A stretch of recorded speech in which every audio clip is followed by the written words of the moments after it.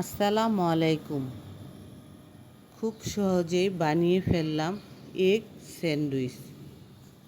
এজন্য ব্রেডে একটু বাটার মেখে নিয়ে ছেঁকে নিলাম। একটি বাটিতে পেঁয়াজ, কাঁচামরিচ, ধনিয়া পাতা, একটু লবণ মিক্সড করে একটি ডিম ভেজে নিলাম।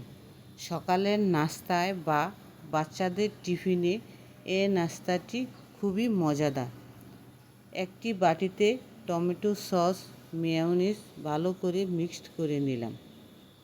এখন ব্রেডের মধ্যে সসটি দিয়ে দিলাম। ভালো করে মাখিয়ে নিয়ে ডিম দিয়ে দিলাম। সাথে কিছু শসাও দিয়ে দিলাম। এখন কেটে নিলাম। রেডি হয়ে গেল আমার এগ স্যান্ডউইচ। কেমন হয়েছে আমার এগ স্যান্ডউইচটি? আপনারা বাচ্চাদের টিফিন